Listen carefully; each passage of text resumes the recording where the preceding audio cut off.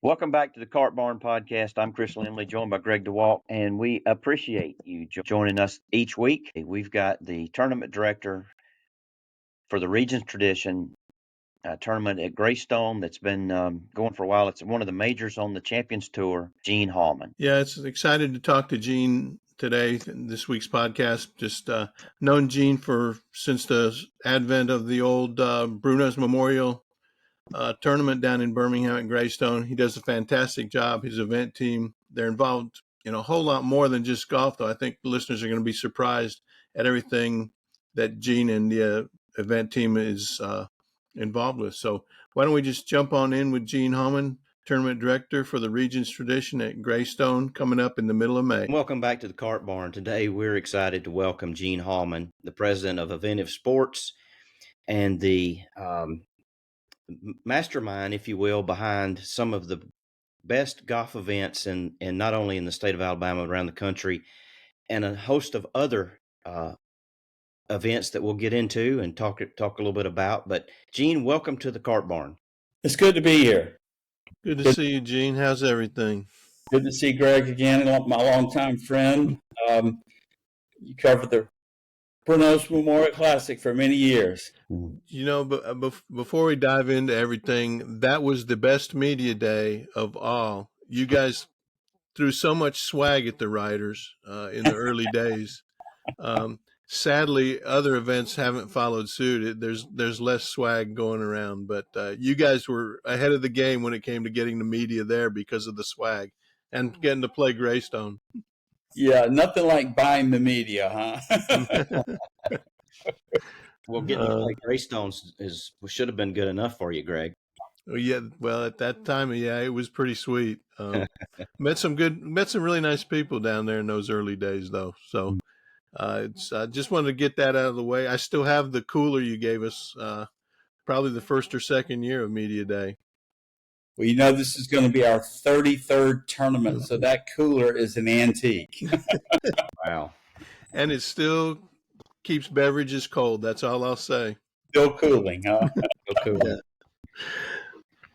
Well, gosh, let's just go back for a minute, Gene, and let's talk about, that your transition from being a sports agent for certainly a well-known player, but let's pick up right there when you were an agent for Corey, and then how you got to Birmingham and the Bruno's event team got started. Well, it's a circuitous path. It was like a maze. I received my MBA from the University of South Carolina and went to work in the corporate world, NCR Corporation, and I read an article in Sports Illustrated back in the days when we would all run to our mailbox and grab Sports Illustrated and read it from front to back in the same setting. And there was a feature article in June of 90 about Mark McCormick. And I didn't know much about IMG or how he got his start with Arnold, Jack, and Gary, but I read that article probably 10 times, and I quit my corporate job, moved back home with my parents, knew Corey from a mutual friend, flew up to Columbus, Ohio for Nicklaus's tournament where Corey was playing, and asked him who his agent was, and he said IMG. He said, but I'm getting ready to fire him. I said, really? He said, yeah, I just don't feel like I'm getting the treatment I need. I said, well, maybe I can do that for you. I'm thinking about that article. I'm like, well, this is where I can start. A hell of a start. Mm-hmm. He said, sure. So I signed him, and we had some success, but for about a year and a half, I lived with my parents, paying them rent. I'm age 31 at this time, and I'm learning the business, but I realized that, back up, I was recruiting Chris Patton, mm-hmm. The heavy weight amateur champion of like 1990, I believe. And he lived in my grandparents' hometown in upstate South Carolina. And my grandparents actually knew his parents. And I'm like, this is a home run. I got him into the Canadian Open. I flew up with Chris to Toronto. We went to dinner every night. I'm like, I'm going to sign this guy. He was going to be the Refrigerator Perry of golf. And what incredible touch for a big man he had. And got back home. A week later, he calls me and said in his slow Southern drawl, Gene, Arnold Palmer called me today and I signed with IMG. And I was shook to the core. And it dawned on me that this is going to be tough unless I was working for an IMG. The agent business is obviously very cutthroat, even in golf. And I felt outnumbered in a huge way, even with Corey. So I called Corey, told him I wanted to pursue other options in golf, and I happened to hear about a senior PGA Tour event coming to Birmingham. I called the Bruno's supermarket chain, got an interview with the founder of Bruno's and his son, who was the president at the time, and got the job on the spot and moved to Birmingham. Now, I'd come to the 1990 PGA Championship with Corey, but other than that brief trip into Birmingham, I'd never been here and didn't know a single person. And certainly had never run a tournament before. So, it's faking it till you make it. And it became a huge success, in large part to the community support. And the crowds were tremendous. And long story short, my partner to be got out of the grocery business at 95. He was the president of Bruno's. At this time, he'd been elevated to chairman. And he sold out in the leverage buyout to KKR. And he and I started Bruno Event Team in 1996. And the first non-golf project we had was Olympic soccer at Legion Field.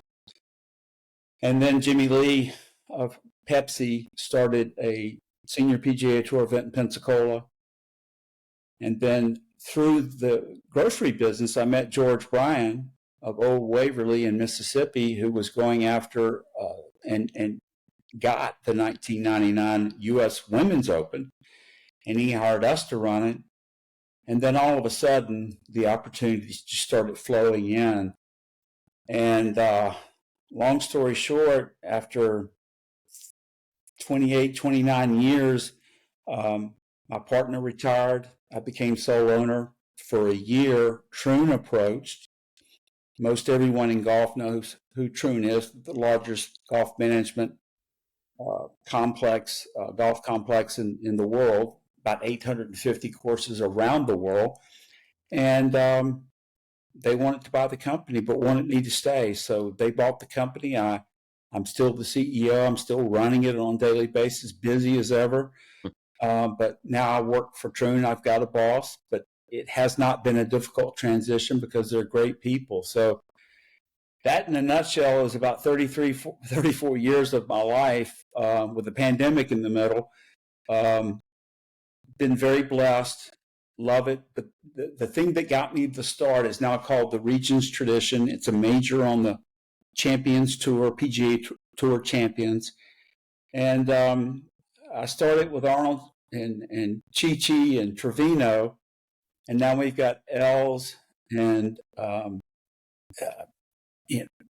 Barnhart's still out there, and guys that were in their 30s when I started are now Stuart Sink up near Gregg, and they're great players. But when I was 30, they were 20, and so it's now kind of cool to see generation after generation come to this tour.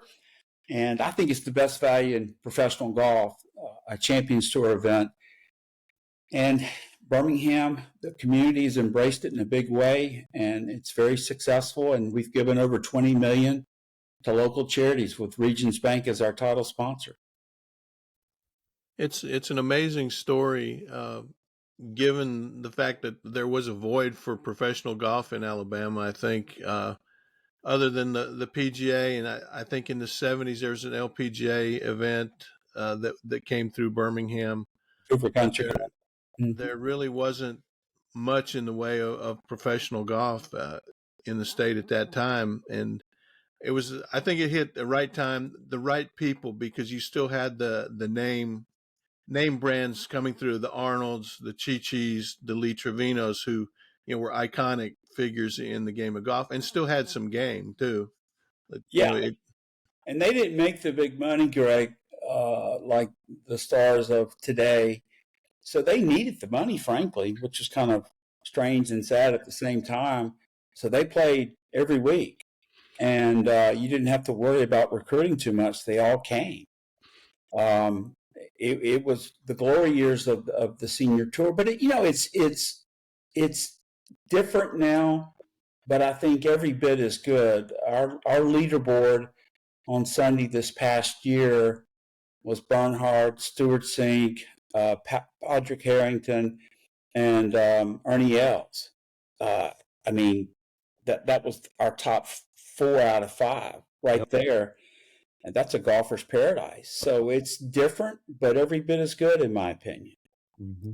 Yeah, and the way the community really embraced it early on, I think, not only was it a golf tournament, but it was a social event that, even if you didn't know golf, you came out there and hung out with the corporate sponsors, your friends, whatnot. And that, I think that kind of set it apart of a couple of other seniors or Champions Tour events that I've been to. Just, it was, you guys really put it on as a major event before it was a major. Yeah, and I think the Pro-Am, the second year of the tournament, we were in August, and the NBA was, out of season. So I invited Barkley to play with Chi-Chi. And the crowds were tremendous on a Pro-Am day. And obviously the light bulbs went off. And then the next year we invited Stallings to play because we moved to June and he could then play. And he played along with Barkley. And then the next year we had Jordan and Barkley. And those Pro-Am days to this day are full of celebrity, and it gets non-golfers engaged with the event. Even if they don't come out to the Pro-Am, the fact that Coach Saban or Coach Freeze is playing in the Pro-Am is a sense, an endorsement of the event. And people want to come check it out, whether they're golf fans or not. And that's at least one of the ways we've made it a social event. These days, so much of the events are about the overall experience and, just innovation. How have you guys managed to keep it fresh in addition to bringing in high profile celebrities? We copied other great events. We start with the waste management, which hole 16, and it's a modest attempt, but it's our attempt. At number 10, we've got the watering hole, and we don't completely encompass 360 the hole, but we're getting there. And we have a big social themed restaurant that serves full meals right to the right of that par 3. And it's in close proximity to the clubhouse where we're dropping off spectators, as opposed to number 7 back in the day, which was a hike. And so that, along with some other things, we've been able to keep it fresh, make it very customer friendly, so to speak, and never rest on your laurels. Every year you've got a list of things you want to make better. You never achieve that perfect event. Mm-hmm. Y'all come pretty close in my experience. Yeah. Thank you. It's definitely always been from the get-go, even from looking at it from up here in North Alabama, it's an event that it's a must attend event, and it's a ticket that everyone wants to get and come see at least one day. Yeah, well, we've been very fortunate with that, and the first event was 2 years to the week after the PGA Championship at Shoal Creek in 1990. And there was a void, like you said, Greg, that we filled. And I remember my good friend now, Paul Feinbaum, wrote a column at the inaugural event that this tournament wouldn't last 3 years. And I give him hell about that to this day. Here we are 33 years and going. And we're the longest standing event in the same market on the PGA Tour Champion schedule. That's one thing I was going to ask you. I was pretty sure that was the case. And that's a testament again to how well it's run, and to the players who come and make sure it's they tell their friends. I think early on it was word of mouth was, hey, you got to come to this tournament if you didn't come the year before to play, because you guys just put on such a good event. Mm-hmm. Yeah, the players we treat extra special. They're the most traveled athletes of any professional sport. They seldom, if ever, have a home game. They're always on the road when they're competing, different hotels. So the little things like haircuts in the locker room, free laundry, ice cream bars, those things add up. And the players like the golf course, especially the long hitters with the 3 par 5s on the back 9. And the membership at Greystone has really embraced it in a big way. So it's our home. We went to Shoal Creek for 5 years. That was an honor to play the event out there. We were at Ross Bridge for 5 years. Quality venue, beautiful hotel. But Greystone's our home, and we've got a contract through 2033 with Regions Bank. So we're very happy where we are, and this future looks very bright. The end of this year, I believe that's right. I get confused because his birthday's in December. I believe Eldrick Woods turns 50, and so I think he's eligible next year. And who knows what he's going to do. He has talked to the tour briefly about playing on this tour. I know the Champions Tour has begun building a security plan that no event on this tour is prepared for. And that's the truth. I think we might be the most prepared because we've done opens, but that would be obviously incredible. The fact that he gets to ride in a golf cart, I think, is the difference maker for him in his back. Yeah. When you look back, and again, you mentioned how Arnold stole one of your clients, Chris Patton, early on, but then he comes to your tournament. What was it like rubbing elbows with Arnold and Chi-Chi and getting to know them on a personal level? Among the coolest things I've ever experienced, I would say Arnold, Chi-Chi, and Trevino were pretty much like you think they are. Their public persona was their private persona. Arnold was a gentleman. I remember anytime I walked into the clubhouse, even if I was in a hurry, he'd do this, and I'd realize I had my hat on. And being the promoter I am, I was quoting the Birmingham News as saying, "You need to come out. Who knows if he's ever going to play here again?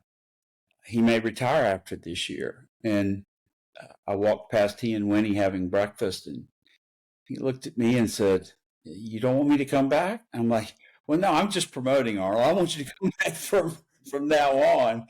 And he came back. He played 2 years here in Birmingham and launched the Golf Channel. He played 3 years. He played 94, 95, and 96. The Golf Channel launched the year he came, and of course it had Birmingham roots. The Golf Channel was originally supposed to originate from Birmingham. Mm-hmm. And Arnold said, "No, I live in Orlando. It's going to be in Orlando." And he asked me to come to work for the Golf Channel. That was probably the coolest thing. He was my favorite golfer growing up. I followed everything about him. And here I am sitting at lunch, and he's asking me to go to work for him.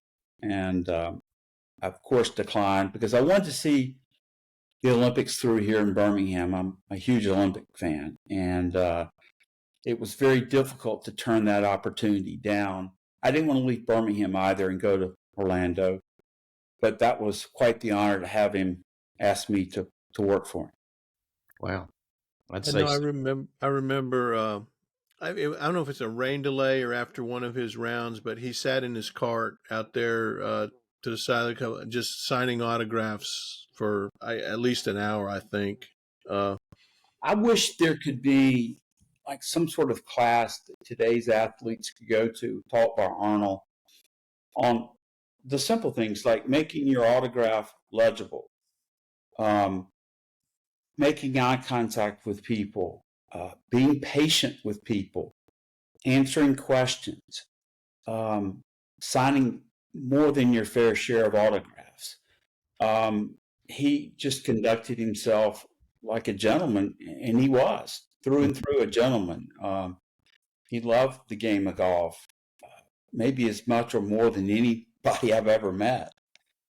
Chi was just as exuberant and rah-rah behind the scenes as he is out in the public. I was so sad to see him pass at 87. He lived a great life. He was probably my closest friend on the tour. I just got to know he and his family very well.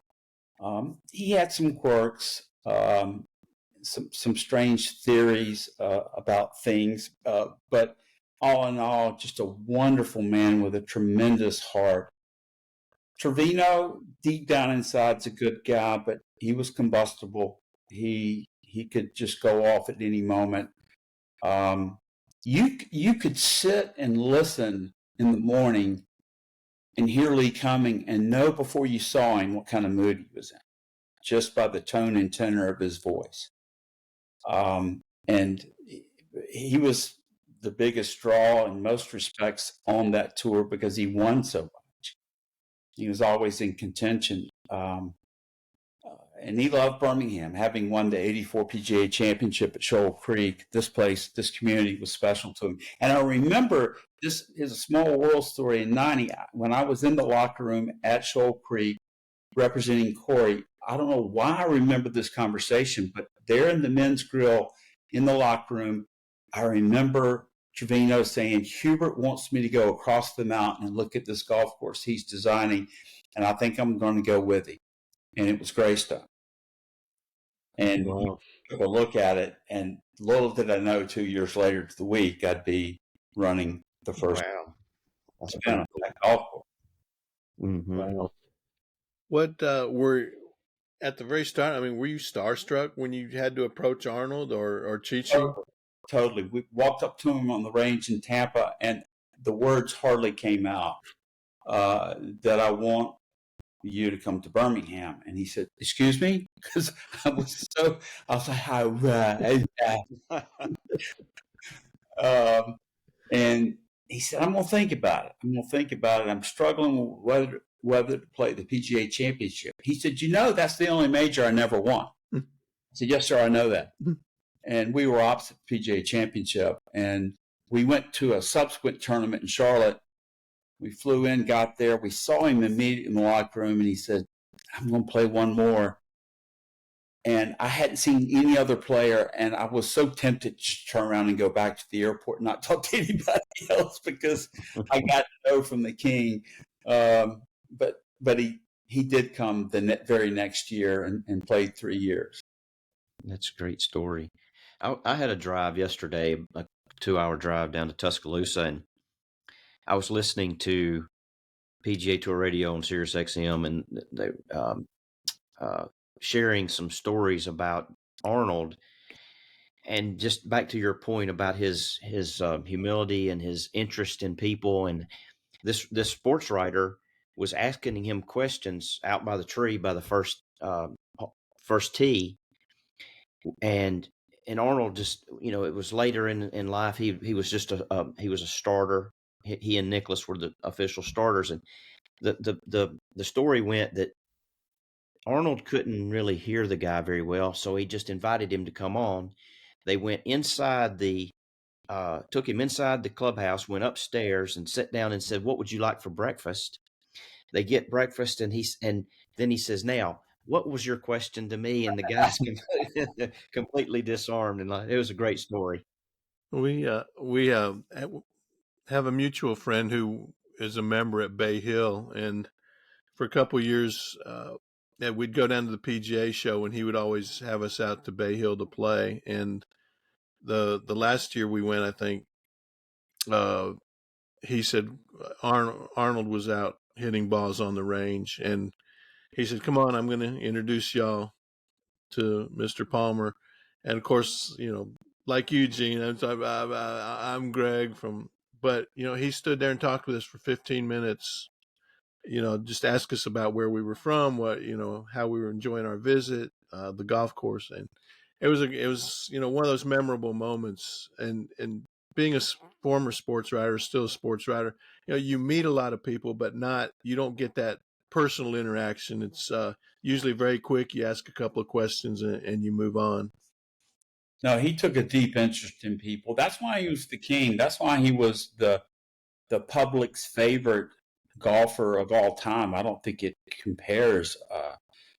And he made professional golf what it was, the dawn of television in the 60s, and his style of golf, the aggressive play, playing out of the trees, or he's always having to cover from shots, and he did so magnificently. And he came at the right time, right as television was taking off with this golf product that was relatively new to sports on television. And he took it to new levels. Now, Tiger took it to new levels as well, but without that boost from Arnold, it could be said that every pro owns a portion of their paycheck back to Arnold and what he did to ignite the love of professional golf for so many. Yeah, absolutely. So, your event's coming up middle of May. What can we expect different this year? Well, Coke is our presenting sponsor, so we have a presenting sponsor for the first time, and they're going to add some fan enhancements, some Coke interactive things that I think will make it fun for the general public. We are going to have the normal number of celebrities playing in the Pro-Am, all the coaches, Coach Freeze, Coach Saban, Coach DeBoer, Coach Pearl, Coach Oates, Barkley, Bo Jackson, Riley Green, who's become a tremendous superstar in country music, is bringing Jamie Johnson along with him. So country music fans are going to have something to cheer for. And the field is pretty much the same. There were a few names that turned 50 this past year, but nothing to get overly excited about. Our field is very deep. We are opposite the PGA Championship. We were opposite Mother's Day for 5 out of 7 years, and it was hurting us on Sunday. So we moved a week later. The only guy we're going to miss is Harrington, has a former PGA Championship member. He gets a lifetime exemption to that event, and he's opting to play. But even Daly, who played last year in the PGA Championships, coming to Birmingham in lieu of the PGA Championship. I think being opposite a major on the PGA Tour is going to help the event. There's a heightened sense of awareness around the sport the week of a major. And I think that's going to spill over to our event. And the television times are such that you can finish watching our event in person, go home and catch plenty of the PGA Championship at Quail Hollow. So I'm excited about this year. The golf course will be a little bit more mature in terms of the Bermuda. It's a week later, a little bit more rough, a little bit more exciting. So it's going to be a quality event this year. You get a lot of, how much input do players provide y'all from the experience, and how much do you pay attention to them? A lot. We pay attention to a lot, and we send detailed surveys, and then we go out and see them and ask them a lot of questions. Everything from the food, and the fitness facilities to, of course, the golf course, the hotels. Which hotels were the best? Where do we need to steer players toward? And they're not shy in giving their feedback. and we certainly listen. This still, I think, is one of their top 2 or 3 events of the year. We happen to be running the U.S. Senior Open this year at the Broadmoor, so I'd like to think the top 2 events on tour this year we're going to be managing. That's awesome. You mentioned earlier about going to tournaments to lobby for them to come play. Do you still do that? Is that still part of the process? Not as much, Chris, because it's a major. Yeah. That really helps. And they allowed golf carts for the first time ever in the tradition last year. And so if there was a barrier to certain players coming, it was the fact they couldn't walk all 4 rounds, plus the Pro-Am across a rather hilly golf course. And that's tough. That's tough for any age. And so now they've got carts. It's a major. It's a friendly golf course to them. They can shoot a low number because of the par 5s. And they love playing in front of people. At the end of the day, they're entertainers. Yeah. They would rather come to an event, many-fold over, that has people there, enthusiastic crowds, than somewhere that maybe even has a bigger purse but no crowds. They want to entertain. They can't get it out of their system. The hardest decision they have to make is when to hang it up. Mm-hmm. Bernhard Langer continues to win. The man is 66 years old. He's one of the most remarkable athletes I've ever seen. Works out every single day. Still passionate about working on his game every day. No different than when he won 2 Masters back in his 30s. I asked Stuart Singh about the experience of and he said it's very close to a PGA Tour regular tour event because the fans being out there that some, especially even Thursday and Friday, there's a lot of fans out there, and that's not especially true at some of the other tournaments on tour. Right. Yeah, our crowds, I think, ultimately what separate us from. Of course, if you know anything about Birmingham and 280, when we first started, the only thing on 280 was Lloyd's, the restaurant. And now the density of homes and people that live out that way is incredible. So it's a very convenient draw for a lot of folks to come and watch world-class golf. Yeah. When you dived into this venture, I don't think you could imagine that it would have become what it is as far as all the events you guys are doing. No way. I thought I was coming here single and on my way to working for the PGA Tour after a 2 or 3 year gig in Birmingham. And I had that opportunity and I declined it because I love Birmingham so much, and then got blessed with the company. And now we run a PGA Tour event in Bermuda. We run 2 Korn Ferry events, and this year 3 Champions Tour events. And we're going to be getting more PGA Tour events in the future. This whole live thing is, I think, going to be resolved before the Masters. Of course, that's been said many times over, but I do think we're at that point where it's going to be resolved. And the cascading effect of that's going to be more opportunity for my company to manage more PGA Tour events. And then even outside the golf, I mean, you guys have had your finger in a little bit of everything. Yeah, IndyCar. I never thought I would be in motorsports of all things. And then collegiate athletics. We manage football game day operations for both Alabama and Auburn. Run the Magic City Classic, the largest black college football game in America. SEC baseball tournament. We've just been very blessed with a wide variety of sport. We're submitting our bid a week from today for the U.S. Olympic trials in gymnastics for both the men and women in 28 at the BJCC. I think we've got a good shot of winning it. So Wow. you created a monster, is what you're saying. Well, it's a friendly monster, and it's been great. I could have never envisioned this when I read that article back in 1990 about Mark McCormick, and that ignited my passion of why not make your your hobby, which is sports, your vocation, and it worked out. Hmm.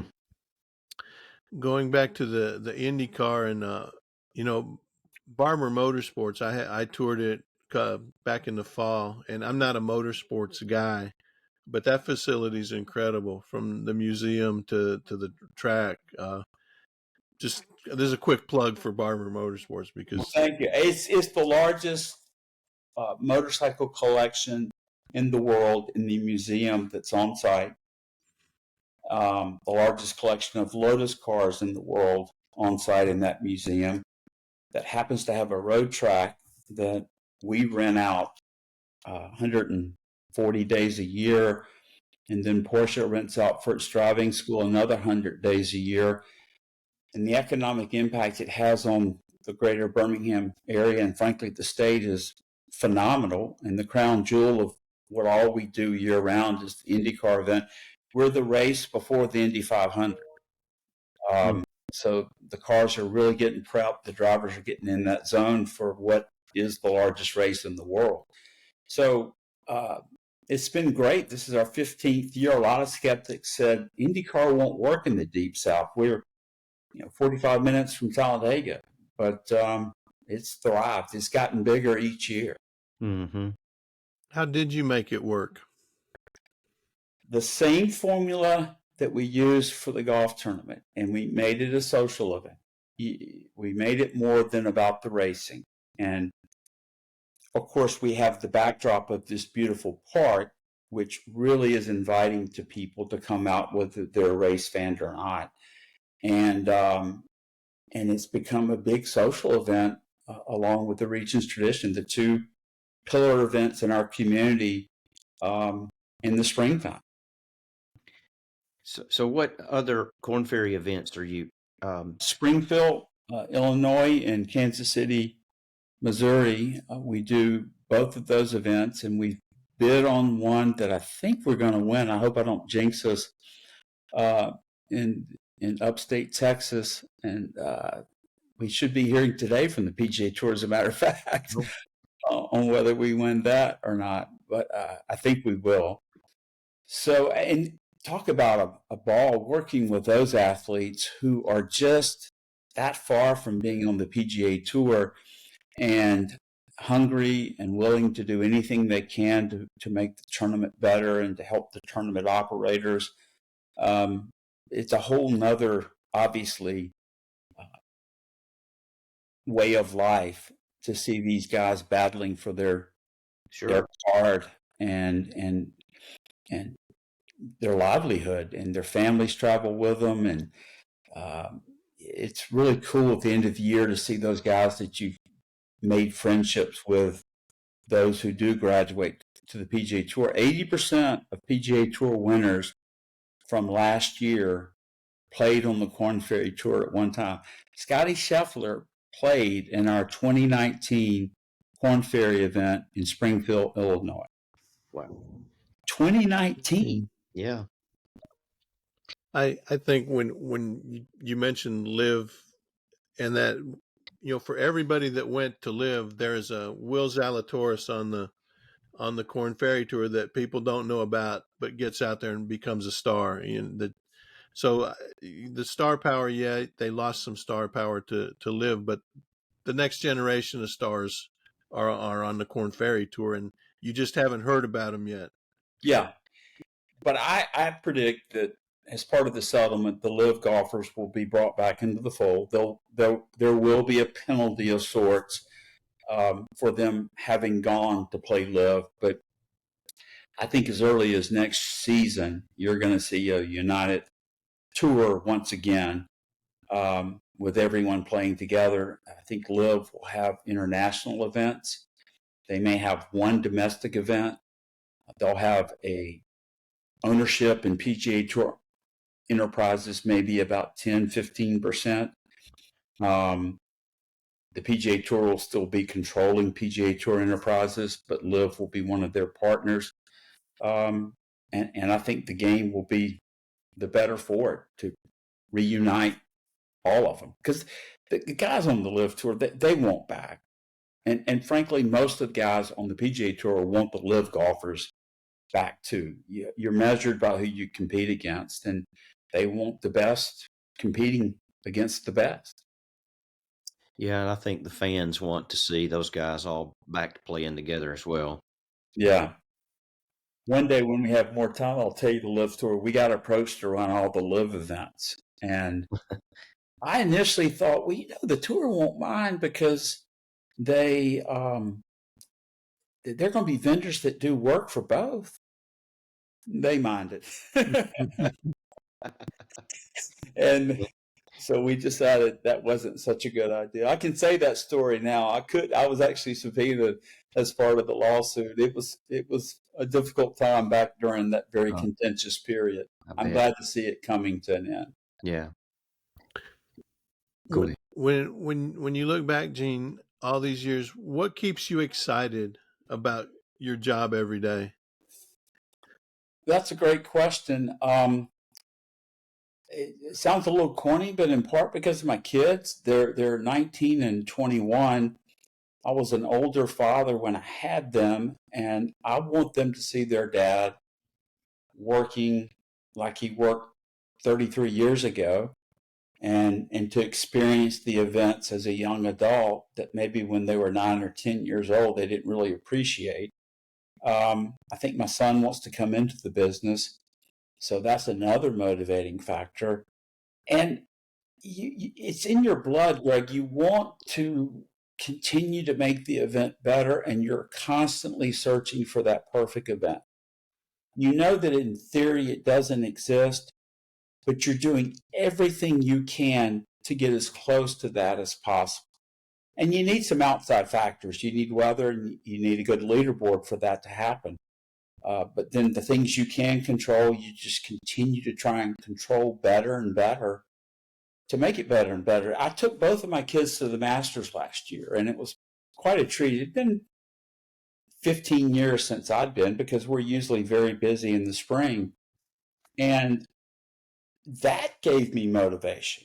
Watching the best of the best run an event with unlimited resources was motivating. Like, wow, they don't leave anything to chance. It's just absolutely perfect. I seldom go to an event where I walk away and go, I can't think of anything they can improve upon.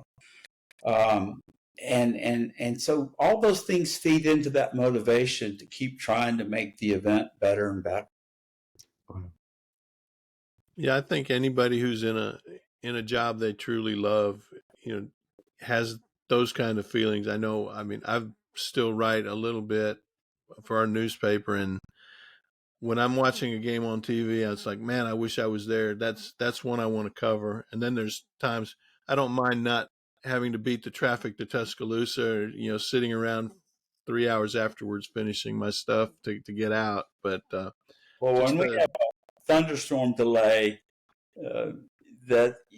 that's when the fatigue and the years take its toll, and you go, God, because that's the worst thing that can happen, right? You're concerned about public safety, and play is stopped, and your orchestrated plan stops in its track due to no fault of your own. So maybe your patience wears thin for those types of challenges, but the good stuff is still very motivating. And frankly, at the end of the day, to raise so much for charity is very rewarding too. The older I get, the more I appreciate what we've done for charity. Yeah, well, let's dive into the charitable aspects for that. How much did you give to charity the first year, and how much do you give annually now? We gave about $300,000 the first year. The purse was $700,000. The purse is 2.75 now, and we'll give about 1.2 million to charity this year. So as you would expect, the numbers have dramatically increased across the board. But I'll never forget that first year. 700,000 was the total purse. And Gary Player said to me, because we had challenges with the green, Greg, you'll remember that. We had bent grass in August. And he said, "Oh, don't worry about the greens. I would play on an airport runway for $700,000. Wow. How do you go about dividing up the charitable contributions? Do people approach y'all about, hey, we could use a hand, or do you just have a kind of a stock? We're giving this much out to certain charities every year. The vast majority of it goes to Children's Hospital, but we also have a Birdies for Charity program that the old Quad Cities Open on the PGA Tour started many years ago. And it's a pledge-based charitable initiative based on the number of birdies made by the field as a whole. And each charity can raise money for itself through that mechanism, and we help support them and give them the resources and give them bonus bucks for participating. So it's open to any 501c3 that wants to participate in Birdies for Charity. I didn't know that. That's interesting. Have you? Well, I'll say when you first started, and I was one of the first media groups to come through there. How has the media coverage changed? Oh, dramatically. The amount of space you need for the media is a fraction of what we used to have. So much is done digitally. The media officials that come from the PGA Tour are 25, as opposed to the older heads we had back in the day that were primarily dealing with print. Even television's changed. Local television doesn't cover it the way you'd like because they don't have the resources they used to have. Frankly, getting someone like AL.com out to the event is a little bit of a challenge. So you have to work harder to get media coverage than you did back in the day. And that's one of the tougher parts of the job today as compared to the past, is you've got so many different ways to get the word out. You have to pick the ones that you want to utilize.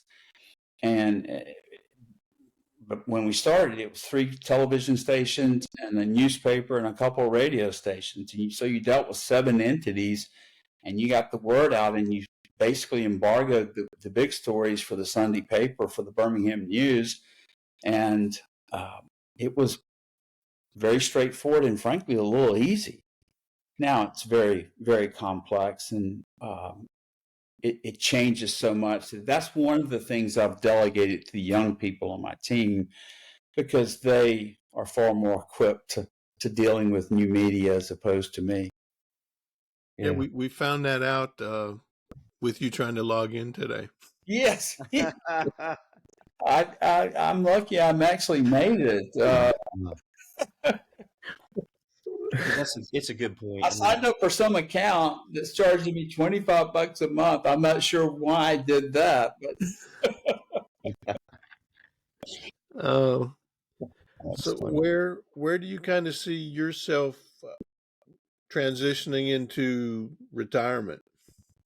I'm 65 now, and I wanted, my son's a freshman at Auburn. I've got one at Bama. And when he decides what he wants to do, if he wants to come into the business, I'll keep me around a couple more years to see him transition into the business. So I'm around age 70 or so, but I'll never completely stop. I just can't. So what form will that take? I'm not sure. It won't be 110 miles an hour like it is now. I'm probably busier today than I was even 10 years ago. And Troon has introduced some of that because there's so many opportunities through Troon to grow our business in the event space, which is very exciting. So I'm not quite sure yet. I think my son has more to say about my future than maybe even I do. I'm going to follow his lead into the business or not. That's interesting. Troon is another Alabama-based or origination. Dana Garmody, Yep. University of Alabama grad. He was a pro at a golf course in Bessemer, Alabama. Right. When he first got started, he ended up at Troon out in Arizona, the golf complex. Started Troon, the company, and now it's the largest in its space by miles. I mean, it's 850 golf courses around the world, and the second largest has like 50. So Yeah. it's a very dominant player in the industry, and it's a lot of fun. It's a very exciting place to work. Yeah. Well, that's great. Congratulations. Yeah, Dana's someone that's on our target list to get on this podcast, because our purpose is just to document golf and the people that are in the business or play golf from Alabama. A lot of stories people don't know. So that's kind of the genesis of how this podcast started. I asked Chris this the other night when we were talking about, do you play, and how well do you play, and when's the last time you played? Well, I have had 2 knee replacements this year. I ran marathons for years, and it finally caught up with me. So my knees got in the way of playing much over the last 5 years. So I'm a pathetic golfer now because my game's deteriorated. At one time, I was decent, played low 80s. But I want to get back to it. I love the game. I love it. I'll never forget my mother. We were riding down the road. I was 10 years old. We were in a station wagon going on vacation, and she had a classified ad, and she said the public golf course near our house had lessons. And I said, I want to take lessons. I want to learn how to play. So from an early age, I loved the game. I respect it. I think it's the greatest test of mental and physical abilities that one has in any sport. I mean, the combination of the two is so challenging. You never master it. When you think you've got something, you lose it in a hurry. And when you've lost it, you find it all of a sudden, and it makes you want to keep coming back for more. But I want to get back to the game, and I'm on the backside of raising my kids, and my son plays. So I want to play with him now that my knees are fixed, and get back out there and enjoy it. What was the appeal of running marathons? I've never seen anybody cross the marathon finish line and really smile, unless they won. I guess it was a couple days later when you go, I did that. I guess it's the achievement, the challenge. I've always liked challenges, and so I take them on, and ran New York City. I qualified for the Boston Marathon and ran it. So I want to get back to running too, not like I did back in the day, but at least without pain. So hence, I've had 2 knee replacements in the last 3 months. Do you guys do any running events? We did the U.S. Olympic trials in the marathon, the men's marathon in 2004. We're looking to resurrect the annual marathon here in Birmingham that was once known as the Mercedes Marathon. So we want to get back into the racing business. Birmingham is a big enough city that it deserves to have an annual marathon. The fact that we don't is a shame. I think Birmingham is very probably underappreciated when it comes to the sporting world. I mean, there's so much history with the baseball, golf, and I think not to maybe the extent of a Nashville, but Birmingham deserves to have a really solid professional team in some capacity on a national stage, whether it's NBA, MLB, NFL. Yeah, for years I was an advocate for a dome stadium here in town, and to replace Legion Field. We came up short on a referendum that would have paid for it back in 1999. And I think the aspiration at that time was to get an NFL franchise. because there were 2 or 3 that were looking to move. And if we built a dumb stadium, we were hoping we could attract one. That, of course, didn't happen. We ended up with Protective Stadium, which is a great facility, the right size for UAB football and some other quality events. But I'm not sure what it would be, Greg. The NFL is the most likely to succeed given the revenue share in that sport. It's the reason that Green Bay can compete with the New York Giants, is because they split all television and merchandise revenues across each team evenly. Baseball has too much disparity. The highest paid player on the Yankees makes more than the entire Tampa Bay team. So you've got this great disparity in talent in baseball, and the small markets suffer. There's the exception when a small market will do well, but I don't think Birmingham could compete successfully there. I don't think we could in the NBA either. I think Memphis is just the right size and no smaller to support an NBA team. And I don't think hockey's the answer. So we need to get bigger, and then we would need an owner that would build a stadium. And I think the NFL would be the thing that works. People say, well, we got college football, but they got college football in Gainesville and Knoxville, and the Titans and the Jaguars are doing just fine. Yeah. It's just, do you ever see a regular PGA Tour event coming through Birmingham? I don't, because I mentioned it earlier in the podcast, the value proposition, the cost of a PGA Tour event, just a average PGA Tour event, much less a major, is so many times more expensive than a Champions Tour event.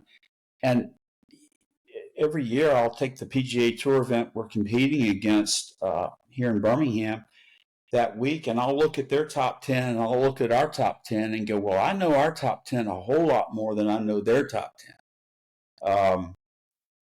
Just a run-of-the-mill PGA Tour event's just too hard to make it work. So I think Champions Tour is a perfect fit for what we have here. Yeah.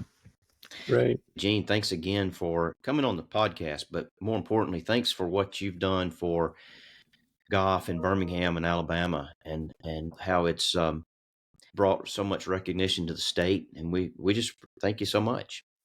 Well, it's been my pleasure. I've enjoyed it. It's fun to reminisce and think back to old times and friends from over the years, including you guys. It's been a great journey, and it's not done yet. I want to see you guys at the event this year, give you a tour. If you haven't been in a while, you may not recognize it. It's changed so much to keep up with the time, so to speak. But it's been great, and I'll continue to grind away and try and make it better and better. Well, we'll take you up on that for sure. Absolutely. So yeah, thanks, Gene. We appreciate the time again. It's nice catching up with you from back in the day. Yes. And again, I was down for the Pro-Am Day last May, and it's just a fun event, a fantastic event to go, and I hope our listeners carve out some time this year to come down and see those guys, because it's a social event, and it's golf, and as you said, it's probably the best value you can get because it's not that crowded that you can't get up close to the action. We had 6 Hall of Famers in our field last year. In no other sport can you go watch a player participate actively and also be in the Hall of Fame at the same time in that sport. So it's pretty cool to see these legends out competing. Yeah. Great. Well, thanks again, Gene. We appreciate being able to catch up with you. Thank you, Chris and Greg. Good to see you guys. I want to thank Gene Hallman for joining us on this week's Cart Barn podcast, tournament director of the Regions Tradition Champions Tour event coming up May 16th through the 18th down at Greystone Country Club. Tickets are available out there, so it's a great event. It's a social event. You don't even really have to love golf to show up out there and have a good time. So again, thanks to Gene Hallman, and we wish him the best for good weather and a great tournament down there at Greystone. Yeah, we do. We appreciate Gene coming on. The plan is for Gregg and I to be out there as well one day and do some the podcast from there. So I want to thank everyone for tuning in this week. And just a reminder, you can go to cartbarnpodcast.com or YouTube or wherever that you get your podcast and catch us. So thanks again for tuning in this week to the Cart Barn Podcast.